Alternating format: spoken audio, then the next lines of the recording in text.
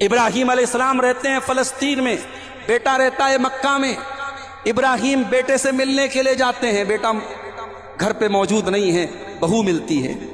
ابراہیم علیہ السلام اپنی بہو سے یہ بتاتے نہیں کہ میں تمہارا سسر ہوں، ایسے ہی اس سے پوچھتے ہیں بیٹی کیا حال چال ہے، کیسی گزر بسر ہو رہی ہے۔ ابراہیم علیہ السلام کی بہو کہتی ہے بڑی بری گزر بسر ہو رہی ہے، بڑی تکلیف چل رہی ہے، بڑی پریشانی چل رہی ہے۔ ابراہیم علیہ السلام سمجھ گئے کہ یہ عورت بہت بڑی ناشکری ہے، اور جو عورت ناشکری ہوتی ہے، میرا جملہ نوٹ کر لو، اگر عورت ناشکری ہے تو اس کی توحید گڑبڑ ہے، اس کا عقیدہ گڑبڑ ہے۔ پکے عقیدے والی اور پکی توحید والی عورت کبھی ناشکری نہیں کرتی۔ اس بہو نے جب ناشکری کی تو ابراہیم علیہ السلام نے کہا کہ بیٹا ایسا ہے کہ جب تمہارے شوہر شام کو آئیں تو میرا سلام پہنچا دینا، فقرئی منی السلام، میرا سلام کہہ دینا، اور ان سے کہنا کہ غیر اتبت بابک، اپنے دروازے کی چوکھٹ بدل لے۔ شام کو اسماعیل علیہ السلام گھر پہ آئے، بیوی نے سنایا کہ ایک بڑے میاں آئے تھے اور انہوں نے آپ کو سلام کہا ہے اور دروازے کی چوکھٹ بدلنے کو کہا ہے۔ کہا رے وہ تو میرے باپ تھے، وہ تو تیرے سسر تھے، اور تو نے ان سے کیا بات کہی کہ ان کو اتنا ناپسند گزر گیا کہ انہوں نے مجھے حکم دیا میں تمہیں طلاق دے دوں۔ اور اسماعیل علیہ السلام نے اپنی اس بیوی کو طلاق دی۔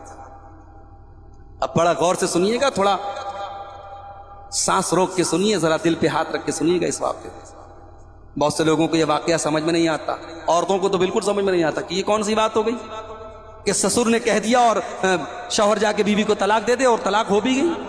اور سنیے، اسماعیل علیہ السلام نے دوسرا نکاح کر لیا، دوسری بیوی آ گئی۔ اب کچھ دنوں کے بعد پھر ابراہیم علیہ السلام آئے، اور اتفاق سے اس مرتبہ بھی اسماعیل نہ ملے اور یہ دوسری والی بہو ملی۔ ابراہیم علیہ السلام نے اس سے جب حال چال پوچھا تو اس بہو نے کہا کہ ہماری تو بہت اچھے سے گزر بسر ہو رہی ہے، اللہ کا شکر ہے، اللہ جس حال میں رکھے ٹھیک ہے۔ کہا بیٹا تمہارے شوہر آئے تو سلام کہہ دینا اور کہنا کہ چوکھٹ بہت اچھی ہے، چوکھٹ کو برقرار رکھے۔ اسماعیل علیہ السلام شام کو آئے، بیوی نے بتایا، کہا وہ میرے باپ تھے، تیرے سسر تھے، اور انہوں نے تیری تعریف کی اور کہا ہے کہ میں تم کو اپنے نکاح میں باقی رکھوں۔ اس واقعے سے دو سبق ملا۔